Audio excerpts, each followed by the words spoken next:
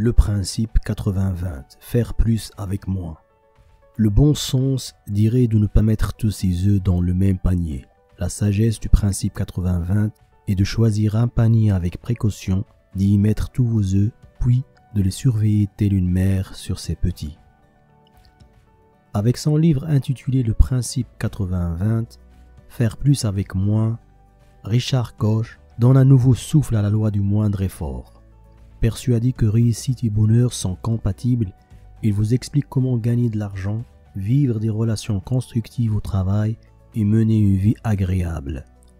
À l'origine, le principe 80-20 a été découvert par Pareto, un économiste qui, juste avant 1900, avait montré que la distribution de la richesse et des revenus dans plusieurs pays européens et dans plusieurs moments historiques avait toujours été très polarisée.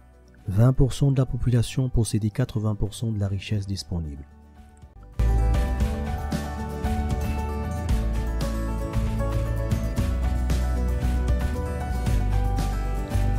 Ce qui est important à retenir est ce fort déséquilibre. Parfois la relation peut être autour de 70-30 ou alors de 90-10. La valeur exacte a peu d'importance. La clé est de comprendre qu'un nombre très réduit de facteurs a un effet énorme sur les résultats.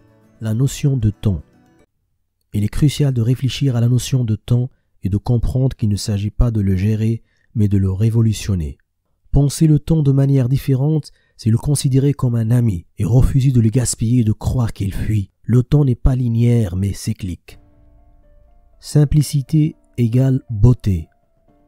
Je vise la simplicité. Si la majorité des gens possèdent peu et que les choses essentielles de la vie coûtent cher, c'est que presque tout ce que nous fabriquons est plus compliqué que nécessaire. Nos vêtements, nos aliments, nos meubles, tout pourrait être beaucoup plus simple qu'actuellement et en même temps plus beau. Henry Ford. Examinez les différents domaines de votre vie avec la loi de Pareto. Vos habitudes. Quelles sont les habitudes et routines qui dirigent votre vie en ce moment? Y a-t-il une habitude peu utile que vous pourriez supprimer? Quels sont ces 20% d'habitudes importantes qui vous apportent ces fameux 80% de valeur dans votre vie? Décrivez-les et engagez-vous à vous concentrer dessus. Vos pensées. Remarquez les pensées qui parcourent votre esprit aujourd'hui, lesquelles vous font vous sentir bien.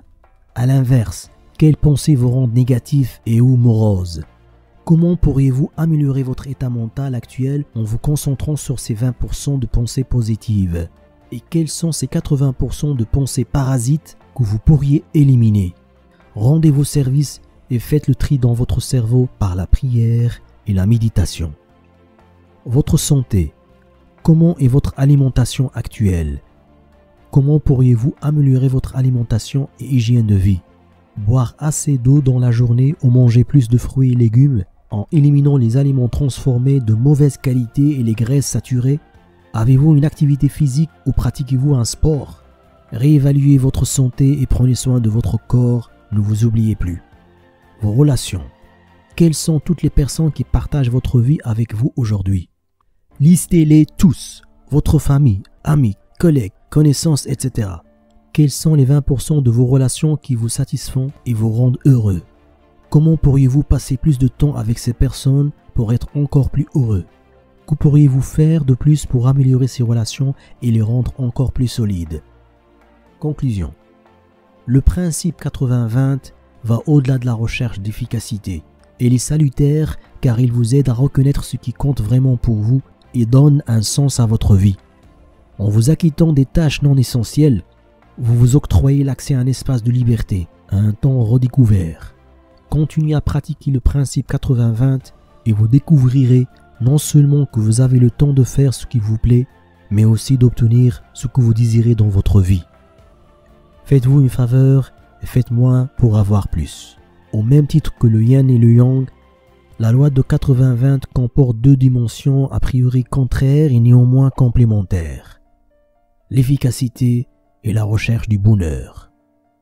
Merci d'avoir suivi cette vidéo et à la prochaine.